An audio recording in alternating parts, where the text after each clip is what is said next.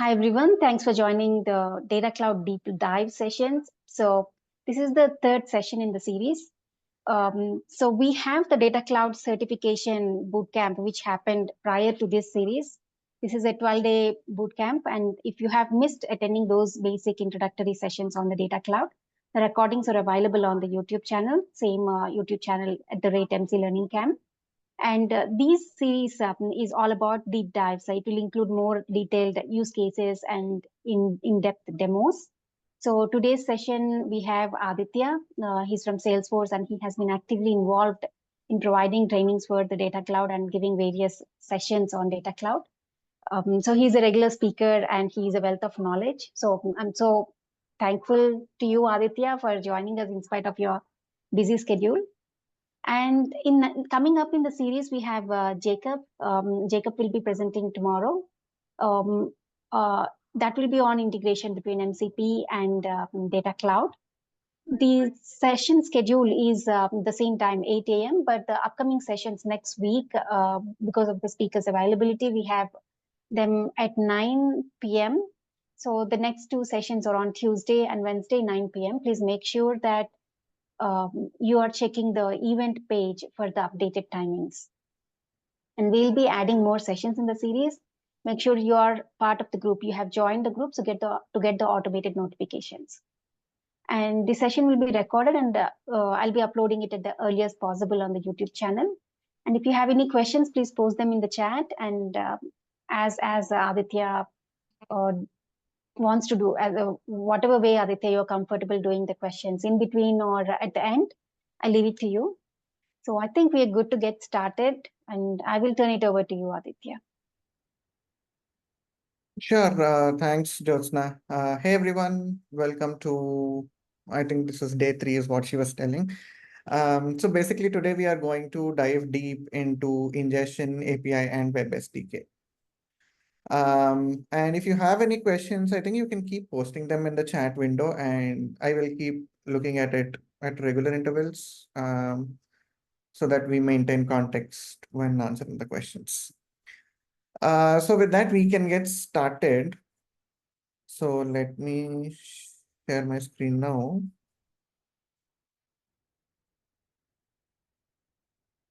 And so how many of you have like a basic understanding of setting up data streams, connectors, and all? So if somebody doesn't know, you can put it in the chat so that I can give you some basic intro before moving on. So the basic concept about a data lake object, a data model object, setting up a data stream. So those are the 3 things that you will basically need.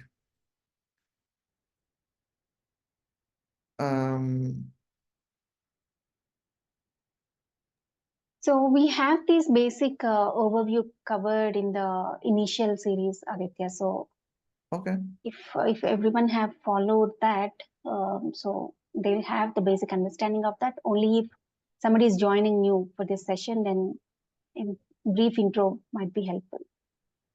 Okay. So did somebody put anything in the chat because it looks empty?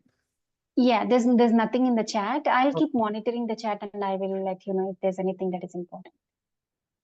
Okay, sure. All right. So basically, in that case, I'll have to show one additional slide, but that's okay. So whenever you talk about data cloud, the first step we talk about is getting data from multiple sources. And Salesforce provides a lot of out-of-the-box connectors. Like you have a connector to a Salesforce instance. You can get data from Marketing Cloud, Commerce Cloud. You can get data from MuleSoft. So there are these out-of-the-box connectors that you have that you just configure, and then you can get going. But then there may be some use cases where these out-of-the-box connectors won't be able to give you what you need. So you will go, you would want to customize the way the data is sent to Data Cloud. So in that case, what we provide are 2 things. One is the Ingestion API, and the other one is the Web SDK. So the web SDK is tailored towards websites. Like if you want to capture any interaction data on your website, like people, are they clicking a button? Are they refreshing the page? So if you want to know things like that, you will be using the web SDK. And Ingestion API, it's just like your traditional Salesforce APIs. You can call it from anywhere you want, depending on whatever use case you have. So that's a basic context setting. So a little bit of an intro. My name is Aditya. I work as a developer advocate with Salesforce. I've been in the ecosystem for about 10 years now, and I've been working on Data Cloud, I would say, like building presentations and demos for the past 1 year. So if you have any questions, you can ping me. And if I don't know the answer, of course, I can refer you to people who know the answer. And if you want to connect with me on LinkedIn, that's the QR code that takes you to my LinkedIn profile. You can scan that and send me requests on LinkedIn. So first, let's talk about the ingestion API. And essentially, like I told you earlier, ingestion API is just like any other Salesforce API that you have that lets you send data to Data Cloud. And there are two variants that we offer for the ingestion API. One is the bulk variant, and the other one is a streaming variant. So typically, if you talk about bulk ingestion, it's like your bulk API in Salesforce where you can send a CSV file, and all the rows in that CSV file will be ingested into Data Cloud. On the other hand, when you talk about the streaming ingestion API, in this case, you will be sending in a JSON structure of limited number of records. So depending on your use case, whether you want like incremental data to be sent, in that case, you would be using the streaming API. And if you want historical data to be sent, you'll be using the bulk API. In fact, there are multiple differences, which is why this slide is there. So basically, whenever you want to upload small batches of data in near real time, we recommend that you use the streaming ingestion API. And whenever you want to do a bulk data load, like if you want to do something weekly, on a monthly schedule, daily, that's something when you will be using the bulk ingestion API. So streaming ingestion API predominantly uses JSON, and bulk ingestion uses CSV. So that is from an ingestion standpoint, that is what we need to remember. And basically, there is some other data, like the differences, if you see, it's more towards when do you use what in terms of your actual business scenario. So I generally make it simple and say if you want to do like a backup job, that is when you'll be using the bulk API. But if you want to like get your real-time data from some place, use the streaming ingestion API. So that's something that we need to remember. Now, to set up the ingestion API, there are 4 steps that you need to follow. I mean, whatever you've seen till now, that's the basic that you need to know. And in the end, it's just an API. There is nothing much more we can talk about it. But what we are going to see today is how you're going to set up the ingestion API itself and how you can use it. So first and foremost, like any other data entry process into Data Cloud, you will be setting up a connector. And once you set up a connector, you will have to create what we call a data stream. A stream is something that will get your data from your source system and dump it into Data Cloud. Because we are dealing with APIs, you will be creating connected apps. And then you're going to be using the client ID and client secret in order to get your access tokens. Now, steps 3 and 4 is not something that is new to Salesforce developers. Typically, whenever you want to integrate with an external system or rather use any API from Salesforce, you would be needing a client ID and client secret. And for that, you'll be creating this connected app. And the process to get the access token and all, it's going to remain exactly the same. So that's at a very high level, how the 4 steps in order to configure your ingestion API is going to look like. So for that, let's now actually jump into the demo. And here is your Data Cloud setup. And as you can see, there are all these different connectors that you have. I was talking about the Salesforce CRM out of the box connector, which is where you can see all the list of orgs that you're connected to. And then you can click new to connect to a new Salesforce org. So all of that is already there. It's out of the box. But now we are talking about Ingestion API. So the first and foremost set of processes, you'll click on Ingestion API. And what you can see here is a bunch of different connectors. Now, the reason for that is, so Ingestion API, in the end, it is just one endpoint. But then to this one endpoint, you can send data from multiple systems. And for each system that you're connecting to via the Ingestion API, you might have different data formats. So how will the Ingestion API know what kind of a data format is coming into the API and what it should do with that data? So that's where a connector is going to come into picture.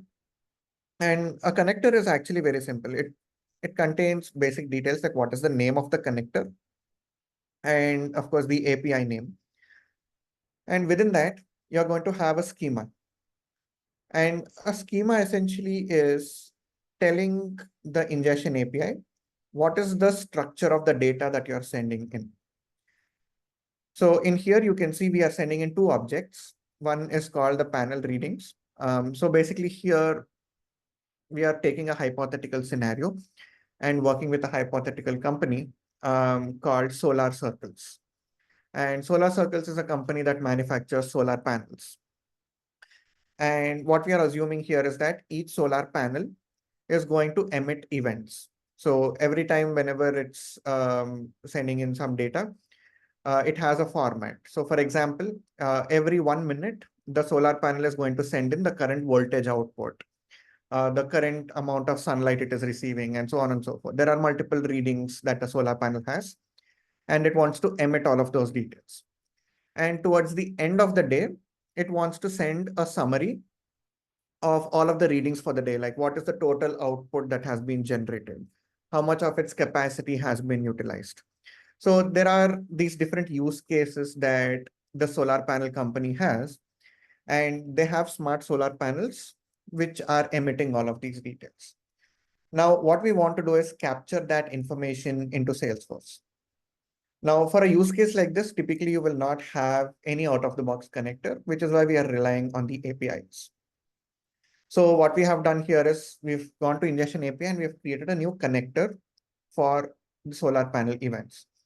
Now, let's say this company wants to integrate with some other source system. You will be creating another connector for it. Now, within this connector, I'm sending in these two object details, and each of these objects is going to have multiple fields. Now, how did I configure all of this? Now, whenever you want to tell Ingestion API that these are the objects that I'm going to send in and these are the fields, you'll have to create what we call a open API specification format, which is essentially a YAML file. A YAML file is going to look something like this. At first glance, might look a little complicated, and it's important to remember in YAML, these spaces are really important because that is what defines what is the data type and the format of what you're trying to send in. So remember, these spaces are important. If the spaces are incorrect, the schema will not be loaded into your org. Now, essentially here we are defining schemas, which is your objects. So here, first and foremost, I'm loading the performance object, which is of type object again, which contains multiple properties. There are 3 properties that I'm defining here. And for each of these properties, I'm giving what is the data type. So whether the type is number, string, and if it is a date time, you'll be giving a format. So similarly, if you have another object, you'll give the name of the object and then what are the properties the object contains. So as a developer, first you will need to figure out what is the kind of information the API is going to capture and create this particular YAML file with all of the details that are being captured. Now, once you've created the YAML file, what you can do is you can click on update schema and upload that schema file. And once the schema is uploaded, it's going to show up something like this, which is what we've been seeing till now, the object name and all the different field names. So this is the first step that you need to take before even using your API. You need to define the connector and tell what kind of data this connector is able to take. Now, once this setup is complete, then you'll be creating a connected app. I don't think I'll be showing how to create a connected app because you'll have to enter a lot of details. So it's like the basic steps of creating a connected app. You'll find it anywhere online. Now, once you create the connected app, you'll also have to create what we call a data stream. So this was your setup. Now let's go into the Data Cloud app itself. And within the app, you go into the data streams tab. So data streams, like I told you before, is a way in which you get data from a source system and dump it into an object.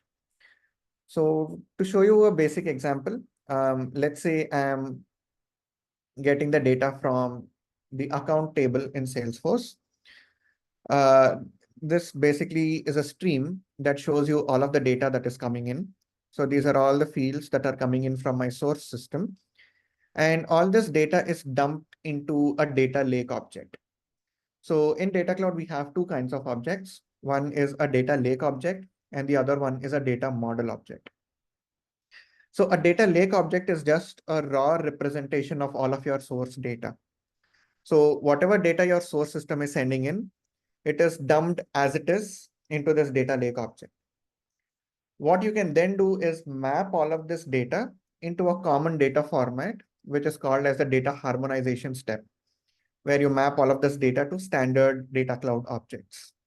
And those objects are known as data model objects. So all these data model objects is what you're going to use downstream in order to create your unified profiles, activations, targets, data actions. All of that is going to be based on your data model objects. So data lake objects is just a dump. Data model object is your transformed data into a specific format. Now, creating a stream is necessary because just because you created a connector, nothing is going to happen. You need to create a stream in order to get that exact data. So from your data streams, you're going to click new, and it's going to show you a bunch of different connectors. We are going to select Ingestion API and click next. Now here, it is going to show you all the different connectors that you have. And for any given connector, if let's say you have not already created a stream, so for example, this one, if you haven't already created a stream for a particular object type within your schema, it's going to show this checkbox. Check that and click next. It's going to create that data stream for you. Now here I've already created a data stream for all of my objects. So if I scroll down, it's going to look something like this. So one stream is going to be created for each object type that you're sending in. So remember from our schema, we are sending in two objects. One is the panel readings and the other one is performance summary. So there are two streams that is created. The reason for that is there is one stream that we create for each object. So whether if it is Salesforce or Ingestion API, doesn't matter. One stream must be created per object type. So in Salesforce, if I'm loading like 10 different objects, I'm going to have 10 different data streams. Similarly for Ingestion API as well. Now it's not going to look very much different from what I've just shown you. It's just that once you click on a data stream, you can see all the different fields from the data stream. These are the ones that we have defined in our schema. And these are the ones that Salesforce automatically creates, like your audit fields and standard fields. Those are going to be there. And this is going to be your fields that you defined in the schema. And all these, all the data that is coming in is going to be dumped into this particular data lake object. And this is also automatically created behind the scenes whenever you create a particular data stream. So that's the basic setup that you need to do on the Data Cloud side, which is first create your connector and then create a data stream using that particular connector and get the data of the object that you're going to need. So once the setup on the Data Cloud part is done, you can start sending in the data using the API itself. And for that, what I'm going to do today is I'm going to use Postman. So what Postman offers is a Salesforce Data Cloud APIs collection.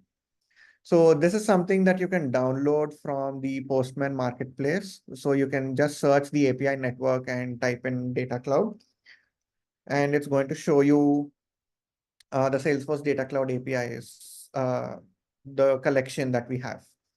So you can just download that collection into your Postman local environment, and it's going to show you all the different APIs that we offer. For example, there is this metadata API, calculated insights API, query API, and so on and so forth, which you can try out. Now, what we have here is the ingestion API, and of course, both the flavors here, one being the streaming ingestion API and one being the bulk API. So within Postman, before even you send a request, the first thing that you'll have to do is configure Postman to work with your Salesforce or Data Cloud org.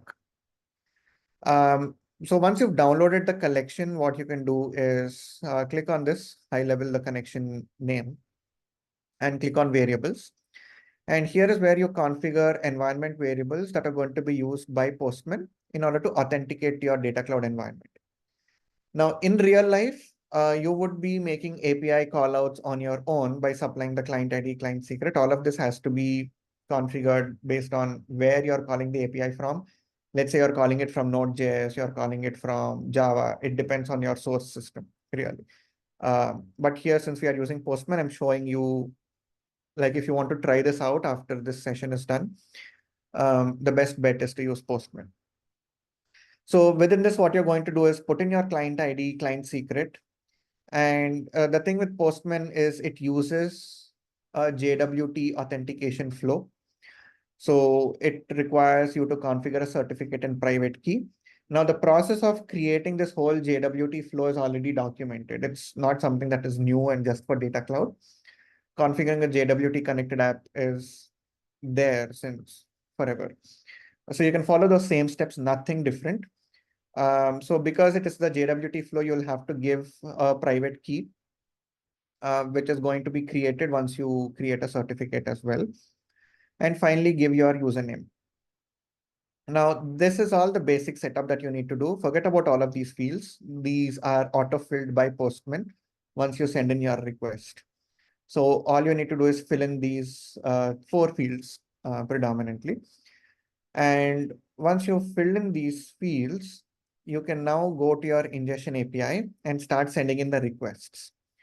So in the background, Postman already has all the scripts in order to get your access token.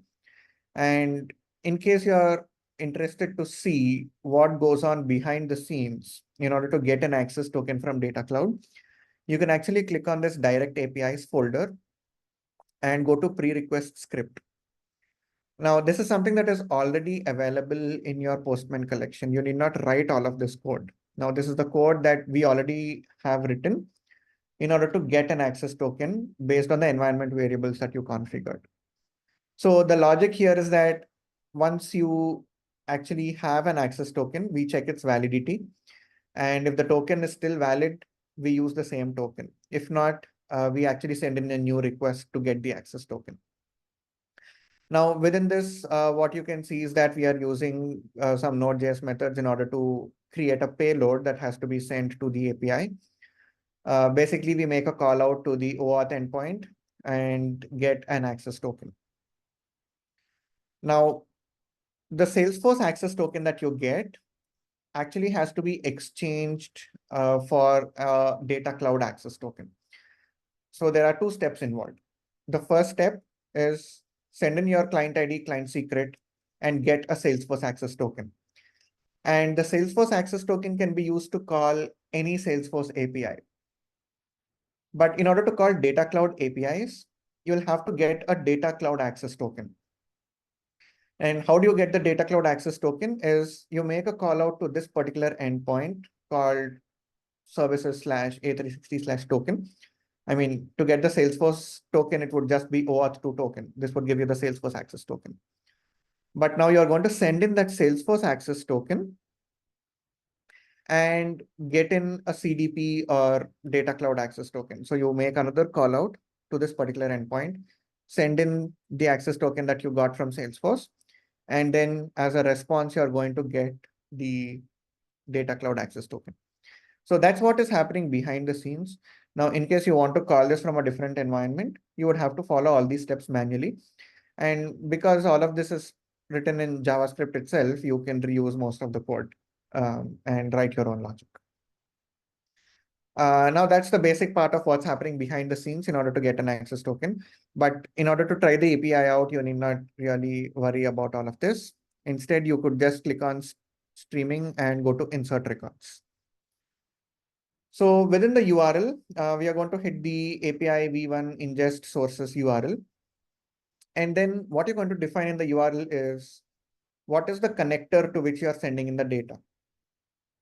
So in our case, we have created a connector called solar panel events. So we are going to give the API name of that particular connector. And within this connector, what is the object to which we are sending in the data? So that's going to be the second part of the URL, which is going to be performance summary in this case, which is the object to which we are sending in the data. And within the body, we are going to have a data attribute, which is going to be an array of multiple records. And each of these records must have a particular format, and this must follow your schema specification. So within the performance summary object, what are all the fields that you have defined should be sent in, and in that particular format and data type. So all of this is based on the schema that you have defined. Now, once you have all of this configured, just click send, and it's going to send the request, and you're going to get a response back that just says accepted : true.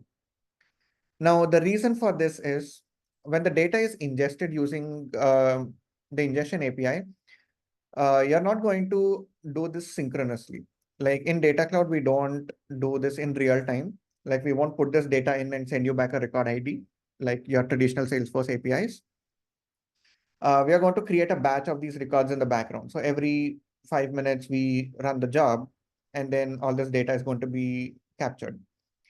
So that is the reason we say accepted true, which means we have accepted that this data is going to be put into your data stream.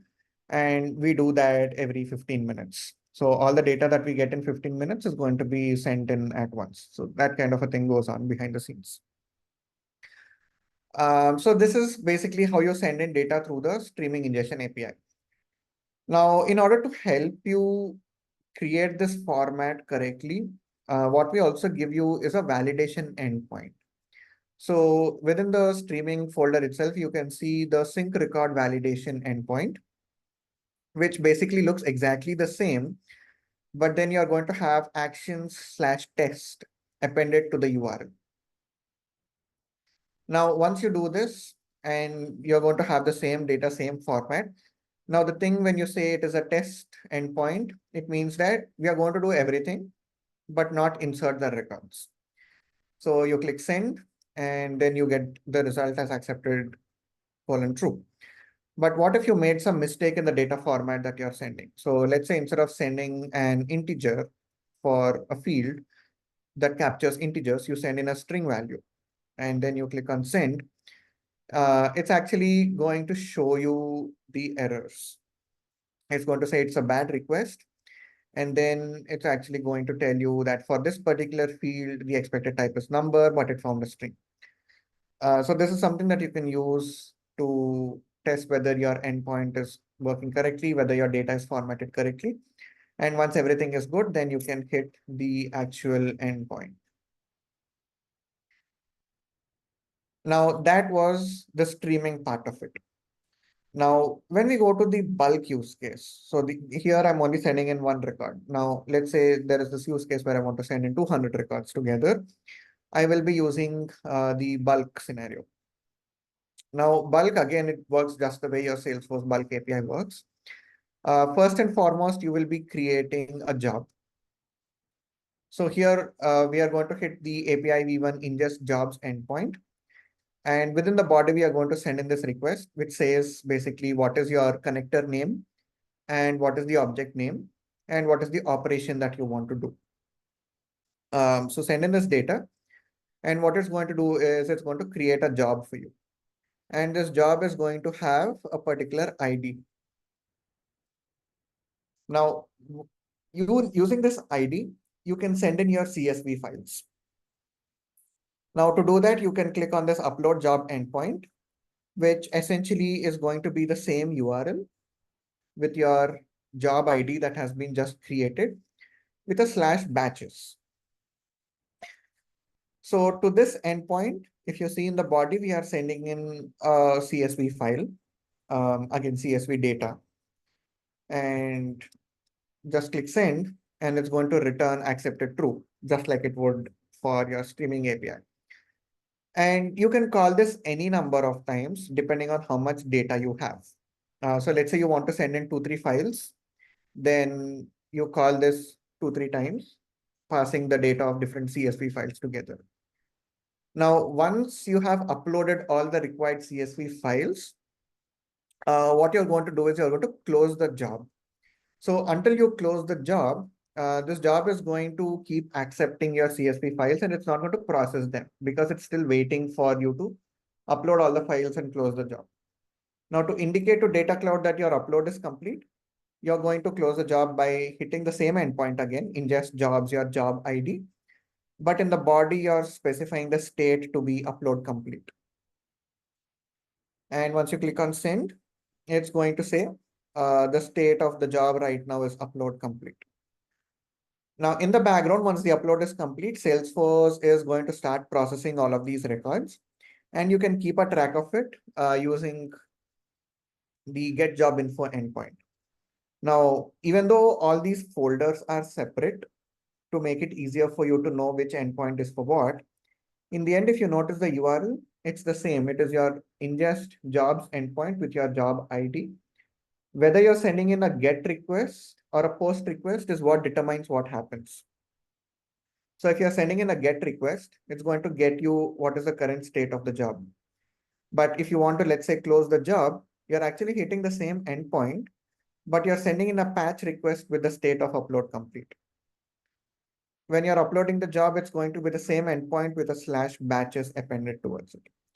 So it's important to remember, even though there are different folders, it doesn't necessarily mean these are different endpoints.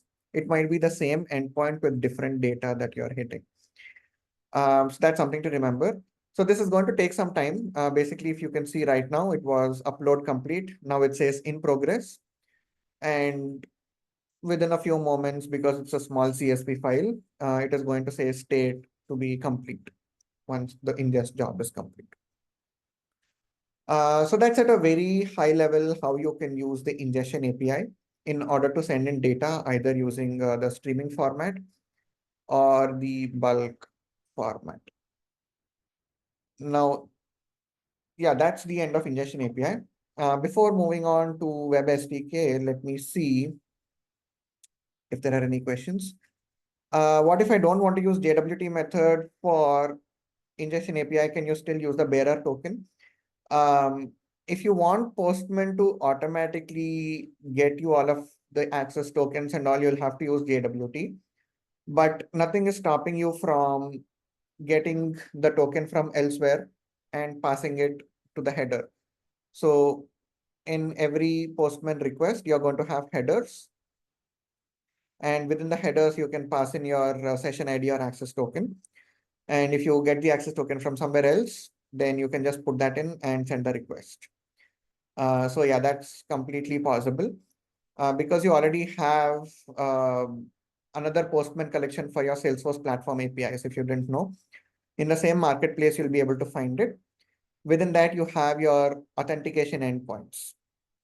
So you can use any of these different authentication flows in order to get a Salesforce access token and then exchange it for a Data Cloud access token using Postman itself. And then use that in your header instead of Postman directly pushing in uh, your access token. So it's totally possible.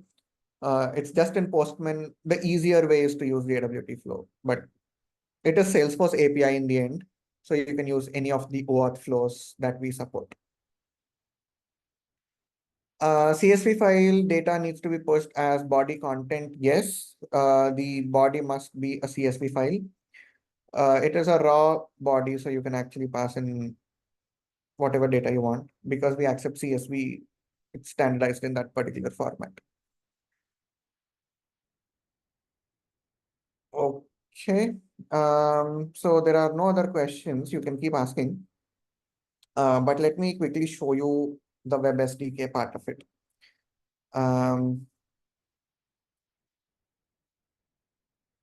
Okay. So just like you have used Ingestion API in order to get data from anywhere, like you could use this API within websites as well. But we wanted to make it a little bit easier for you to capture the information that you're getting from a website instead of using APIs. So that's where we've come up with the Web SDK, which is actually a data framework in order to capture all of the data that is going on a website. The way it works is very simple. Uh, think of it like Google Analytics. So what Google Analytics does. So if you want any website to be integrated with Google Analytics, it gives you a particular script. So when you go to Google Analytics, configure all of that, you get a particular script that you're supposed to load on your website. So you just embed that script in your website, and then your website is just integrated with Google Analytics automatically. If you wanted to send in any events, you're going to use JavaScript in order to send events to Google Analytics. Web SDK works exactly like that. So all you get from Salesforce is one URL for a script file. And that is a script file that you will put inside your website. And then events start getting captured. Now, there are different kinds of information that you can capture using the Web SDK, whether you want to track the customer interactions, whether it is profile data, you can do that. The best thing about using the Web SDK is your identity and cookie management is built in. In the next slides, I'm going to show you what it really means. So identity, cookie, consent, all of that is built in.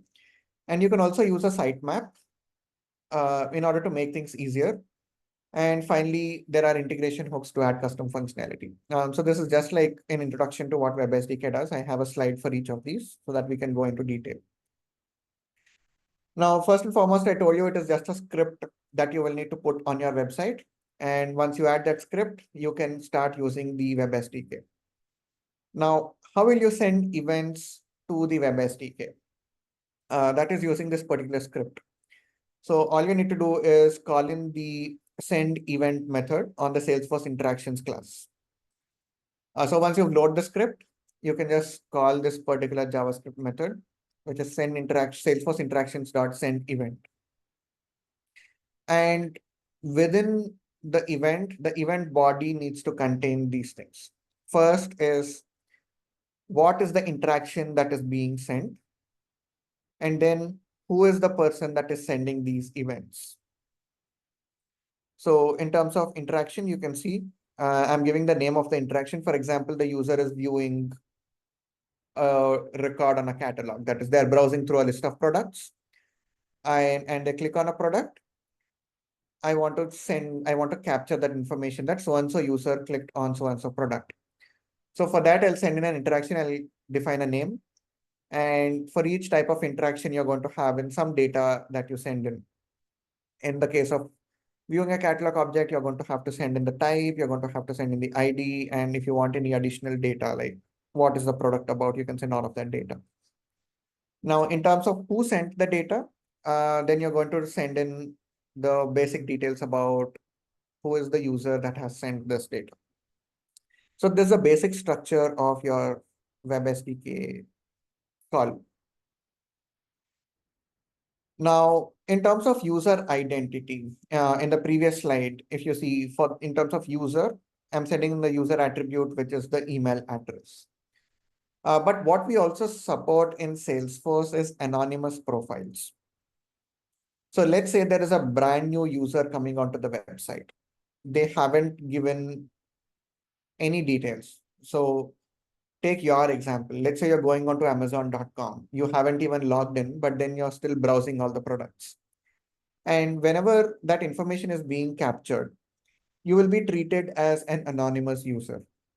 And an anonymous user is going to have an anonymous ID. So this is something that Data Cloud, the Web SDK automatically generates. So let's say you're sending in this interaction event and you're not passing in any of this user information. So Web SDK knows that since you have not passed in any information, this request is coming in from an unknown profile. So it's automatically going to generate an anonymous ID, and it's going to send in that anonymous ID as a part of the user data. Now, if it is a named profile or a known profile, this is the technical terminology. If you know who the user is, it's called as a named profile. So you're going to send in the uh, data of the user. So this can be the email, it can be a unique ID, it can be whatever it is that you want, as long as you know that is the thing that is going to identify that it's a known user. Now, internally, Data Cloud knows that, so take this example. Imagine you are browsing Amazon.com as an anonymous person and you clicked on a product. You have been assigned this anonymous ID and you're actually anonymous to Data Cloud by now. But let's say on Amazon, you browse to the products and click on login, and then you log in, at which point you become a known user. And from then onwards, whenever you browse the product, instead of sending in the anonymous ID, you can send in the email. Now, Data Cloud internally knows that this anonymous ID belongs to this particular user because you're on the same session, you're on the same browser, you're in the same tab. There is an anonymous ID generated for you. And then you become a known profile because you have logged in. Data Cloud is able to map both of these together because this is something that we store in cookies. So that's built in. So you need not worry about that. Now, the next thing that is built in is consent management. So because all of this data is being tracked, and there are multiple users who don't want all of their interactions tracked, or even if you're tracking, they don't want it to be attributed to them. So if you want to track it as anonymous, that's fine. But if you don't want to track, don't track it. So those are the kinds of users that you will have out there, which is why we also support consent management. So whenever you're initializing the Web SDK, like you have loaded the script, and whenever you're trying to send in an event, you also have to pass in the consent. And this consent needs to have who's the provider of the consent, what is the purpose, and what is the status of consent. So right now I'm saying the consent is opt-in. It can be opt-out as well. You're not supposed to hard code this, by the way, but just because I wanted to show you how the syntax works, I'm showing it to you. You'll have to collect the consent from the user, and only if they've opted in, you'll have to opt the user in. This is during the init. Now, in case later on a user decides they want to opt out, then if they click on opt out, you should be calling the update consents method and pass in the data, whether it is opt in or opt out. So that's something that you need to do. And once you do this, the Web SDK knows that the consent is there or not there. And accordingly, it will transmit the data. So only if you provide the opt-in consent, the data from the Web SDK is sent. If not, no events are sent to Data Cloud from the Web SDK. So that's one important thing to remember, because sometimes when you are trying to test this, you might think the events are not coming in. And what's going to then happen is you're going to try and debug. You'll see the data is sent correctly, but then it's still not captured in Data Cloud. That may be because you haven't provided consent. And finally, one of the other features I told about the Web SDK is sitemap. So a sitemap essentially is, think of it like a global script that is able to execute across all of the different pages on the website that you have. So imagine you have a bunch of products. The user is clicking on all of these products and you have to embed the logic capture script in all the different pages that you have. So every different page that your customer has, it might be difficult for you to embed the data capture logic. So data capture logic as in the logic that you have seen in the first page. So this one. So to send an event, you'll have to run this code. But is it really feasible to run this code or to update all of the different files that you have everywhere, do you update your logic to use this particular piece of code? If that is feasible, then it's okay. But if not, also, what you can create is a sitemap, which is going to be loaded onto your page once. And then it's going to listen to all the different events that you have. So let's say you can now define a listener to say, listen for a click event on this particular element. So this is going to be your selector. It can be an ID selector, a class selector, just like your CSS files. So say what event to listen for, on which element to listen for, and what event to emit. So all of that can be configured right within your sitemap so that you can share this logic across different pages. So instead of updating 10 different files, you can just update one single file, which is going to be your index.html, or what is the main file that is going to be loaded on your page always. You update that one and write this logic, and then it's going to work and listen to all the different events that are going to happen across your website. So that's something that you can do with sitemaps. Now, that is the basic theory about Web SDK. But let's see the different steps that you need in order to set this up. So first one, you need to set up the connector. And the next step is to create your data stream. So both of these steps should be familiar, which is exactly what we have done for Ingestion API as well. We've set up the connector and then we deployed a data stream. And then for Ingestion API, we have written API calls. Now for this, you're going to embed the data capture logic in your website. So just 3 steps for the Web SDK. So if we switch over to the demo and go back to Data Cloud setup.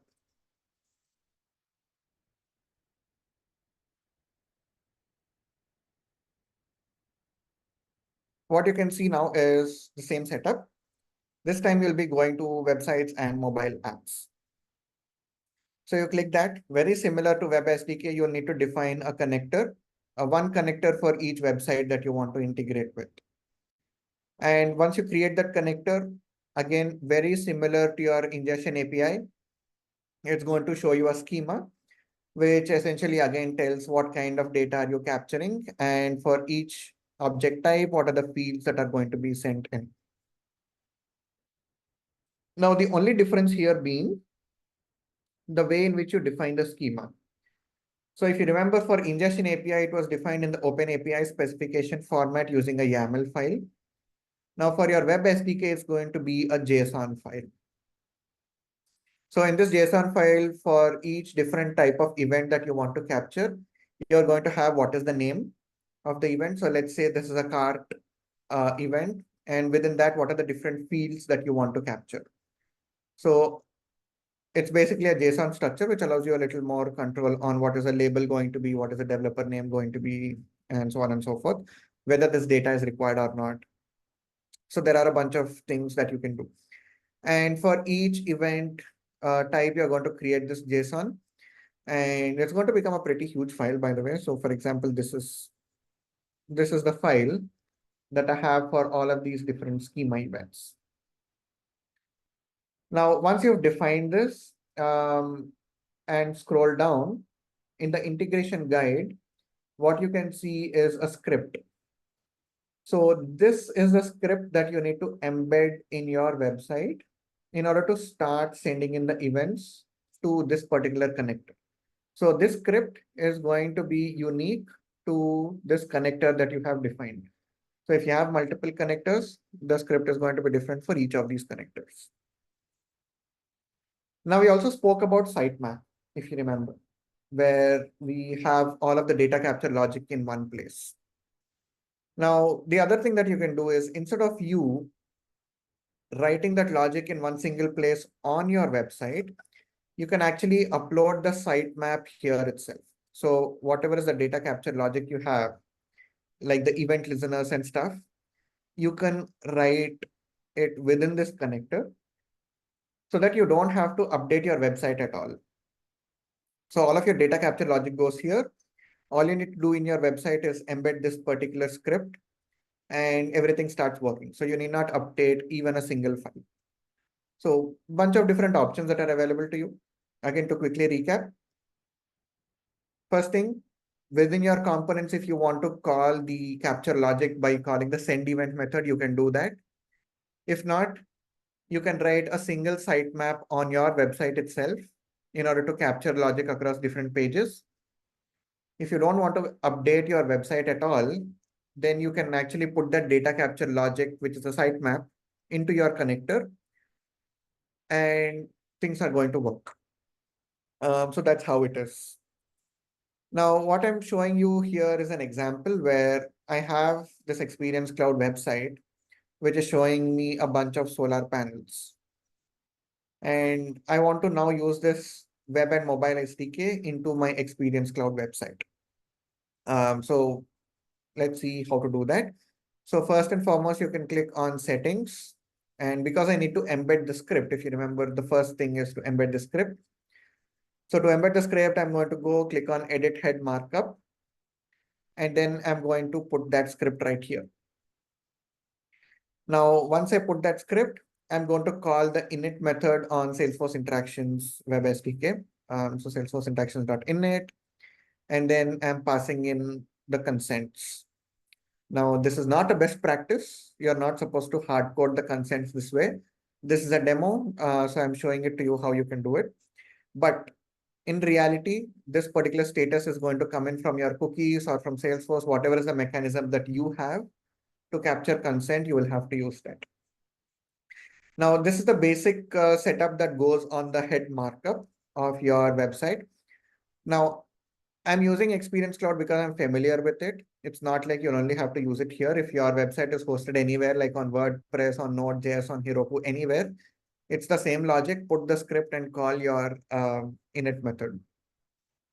Now, to capture a particular event, you need to call the send event method. This is the exact code that I showed you in the slides as well.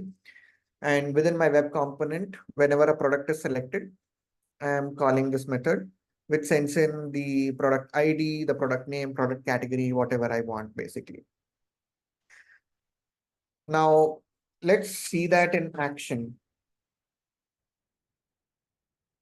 So what I've done here is, actually, let me reopen this so that you can see.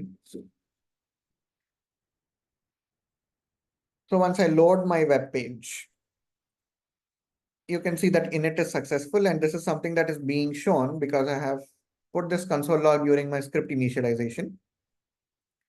And once I click on a particular product, you can see the event that is being sent. So you can see the consent. In this case, it is going to be opt-in. You can see the interaction data, which is going to be the product and the ID of the product that I have clicked. If you expand it further, you can see the category and stuff as well, the name, the SKU. The source, all of this is predefined, like the web SDK knows the source is web, what is the URL that you try to access. So some information is automatically sent in by the SDK. Some information you have to supply to it. And in the case of user, notice I haven't sent in any user data in my component. I have only sent in the interaction. But then the SDK has automatically generated an anonymous ID for me. And this is the anonymous ID that has been sent along with my request. So if I click on multiple products, it's going to send in multiple events, and each time it's going to use the same anonymous ID because it generates it once for my session. And until I close my browser, this is going to be used. Because this is incognito. If you use a normal browser, because it's a cookie, it's going to be there as your anonymous ID. So this is basically how your web SDK works in the case of normal websites. But specifically in terms of Experience Cloud. Okay, before going there, to answer one question, basically, how am I able to see all these events that are being captured here? So that's because we are developer friendly as well. So what you can do is set your logging level. So there are multiple login levels, whether you want a debug level or just information on what is happening, you can set the logging level. Depending on this, we show all the different information, which makes it easier for you to debug if a particular call is working, not working. So that's something you'll be able to identify from the logs that you can see. These are not debug logs. These are logs that are just shown in your console, in your browser console, because all of this is client facing. Yeah, so now that we are done with the basic setup of Web SDK, now this is something that you can do on any website. Not on Experience Cloud, but any website that you build using any technology. But if you're on Experience Cloud, we are giving you a little bit of an easier way in order to capture all of these details. Now, the reason for that being twofold. First thing, these are all custom Lightning Web components. And I'm able to update the Lightning Web component in order to send all of these different events. But what if I use a standard component? Let's say I just add a button here, and whenever the user clicks a button, clicks this particular button, I want that button click to be captured. And this is a standard button. I can't get this done using whatever you have just seen. So for that, what we are giving you is a new integration. So in Experience Cloud, if you go to integrations, you can see one integration called Data Cloud. You can just go here and click enable. Because I've enabled, it doesn't show that. Think of it to be like Google Analytics. You go here, click enable, it happens. So once you click enable, behind the scenes, we are going to integrate Data Cloud along with this Experience Cloud website. And we are going to create data streams for you. We are going to create all the connectors and so on and so forth. So let me show that. So once you do that integration, you click that button basically saying enable. In the background, we install what we call a data kit, which is the Experience Cloud event data kit. Now you might get a question, what is a data kit? So think of it like a managed package. So within Salesforce, your managed package is going to contain tabs, it's going to contain your code, it's going to contain Visual Force pages, tabs, apps, code, whatever you want. In the case of Data Cloud, Data Kit is a package. And this package contains connectors, data streams, and data mappings. So that's what a data kit is going to have. So in the background, once you connect that, once you enable Experience Cloud and Data Cloud integration, we are going to set up a bunch of different data streams. In this case, it is your behavioral events, contact point address, phone identity, all of this you can find in the documentation essentially. But we automatically create data streams. We create the required connectors, because if you now go to Web SDK, you can see along with your custom connectors, you also have the Experience Cloud event connector, which is going to look exactly the same. It's just that we set it up on your behalf. And along with this setup, we also send in some standard events. And those standard events is what you can see in the documentation. So you can see we are going to send in the cart event, consent, engagement events, line item data. For example, if you go to engagement interactions, you can see we automatically send in anchor click, button click, page scroll to bottom, and page view. So these are some standard events that we automatically send. So let's say I have created this button, I've enabled this integration. And if a user clicks this button, that's automatically going to be captured through our built-in connector and built-in data streams. So this is what we are giving out of the box in order to integrate with Experience Cloud specifically. Now, you can use best of both worlds. So once you enable this, because you are going to get this connector, you can download the schema and update the schema to include your custom events. So let's say all of this is good, but you want to capture more information from your custom web components. So you can update the schema and use the same process that I have shown. In your Experience Cloud, go back, add it to the head, and in your custom components, you can add your capture logic. So for any of your standard buttons, standard components, the capture logic is going to be built in using this integration. For your custom components, you're going to use in the Web SDK, all of the different logic that I have shown you up to. So that is basically in a nutshell how your Web SDK is going to work. Basically, yeah, that's the end of my presentation and demo. And now I can take in some questions. Thank you, And Aditya. This is so insightful. this time there are a lot of questions. Okay. So I'll go from the bottom. So Okay. can I use data actions to send a personalization script based on a segment to the website? Okay. Data actions can be used. I think the target is something that is important. As far as I know, the target can either be Marketing Cloud or a webhook or a Salesforce platform event for data actions. So if you are looking to go that route, then you will have to either write a webhook that listens to the data action and then push things to the website. It's a slightly complicated route, but I think you should be able to get what you need using data actions. Awesome. And the sitemap, is that the same as the Marketing Cloud personalization or it's something different? I haven't worked with Marketing Cloud personalization before, so if anybody has worked with it, then I will defer to their answer. I mean, you have seen what sitemap is capable of, and if you think that is the same functionality as MCP, then maybe yes.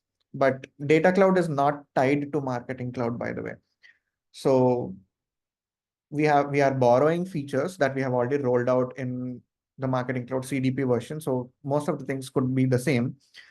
But then you need not have Marketing Cloud personalization in order to use sitemap and Web SDK. Both are completely independent, even though it's the same feature behind the scenes. Right, yeah. So the next question, the code is the same as that used for SFMC personalization. I think when you were demoing Yes, the I code. think in that case, it could be the same. I mean, like I told you, initially it was Marketing Cloud CDP, and Marketing Cloud CDP is the one that ultimately evolved to become Data Cloud. So most of the features will remain the same. Essentially, we've taken the best parts of it and created it into a bundle, which we are now calling Data Cloud. So there's no connectivity to Marketing Cloud as such. And the other question, should the script for sending data to Data Cloud be stored on the website's server side, or is it possible to use a CDN? What would be the best practice? And would this essentially be personalization using only Data Cloud? Yes. So the script, so first of all, the script that Salesforce is giving you, like on your connector, the script that you're supposed to load is already on a CDN. So that should be good. But if you're talking about your sitemap and all the other logic that you have, yes, technically that you can put that into a JavaScript file and put that into a CDN, or you can even upload your sitemap here. So if you upload your sitemap here, it's going to be a part of this file itself. So when you load this file, the sitemap that you have will be loaded along with this file. So both of them will be served from a CDN really. So it really depends on, in the end, it's all JavaScript. So you can decide on the best practices on where you want to use and how you want to use stuff. Awesome. The next question is on the consent management in Data Cloud. So Okay. is that something specific to the Data Cloud or it's tied to the Marketing Cloud? How it will work? So again, like I told you, functionality might remain the same, but consent management in Data Cloud is within Data Cloud itself. So within your objects in Data Cloud, like in your standard Customer 360 data model, you're going to have in consent management objects. So the data can be fed into that. It's basically, don't think of Data Cloud as something that needs to have Marketing Cloud, because Data Cloud can work independently without Marketing Cloud as well. So whatever feature that you know that exists in Marketing Cloud, it means it exists in Data Cloud without the help of Marketing Cloud, if you know what I mean. It's not that all the features are there. It's like some features that we borrowed will still remain the same. So yeah, long answer short, it is Data Cloud specific. Thanks, Aditya. So I have another question. How does service agents recommend personalized recommendation for a travel website? And my understanding is that the website is connected to Data Cloud and using segmentation and activation. Data is pushed back to the Salesforce CRM. And based on this info, we can ground Gen AI replies for service agent. Is my understanding correct? This is question I 5. think you got it correct. So connected to data cloud, segmentation, activation, data is pushed back to CRM, and based on this info, yep, that is exactly how we envision data cloud and AI working together. You've got it correct. Wonderful. So is there any benefit of using SDK over ingestion API? Yeah, definitely. In terms of websites, it's much more easier to use the SDK because for ingestion API, you need to first get your access tokens. And getting access token from the client side is not recommended because most of your logic will be exposed. So we generally don't recommend any authentication happening on the client side. And most of what the web SDK is doing is on the client side. So we don't recommend it. Okay. I think those are all the questions. Thank you very much, Aditya. So this is very insightful. This is something which we haven't learned during the previous sessions and something new. We learned a lot of things in this session for sure. So Okay. I mean, this is a lot to cover in 1 hour. So yeah, this is very helpful. And thanks everyone for joining. We'll be sharing the recording soon at the earliest possible. Thank you and see you again tomorrow, 8 a.m. Eastern. Take all care. right. Bye. Thank you. Bye. Bye, Aditya. Bye.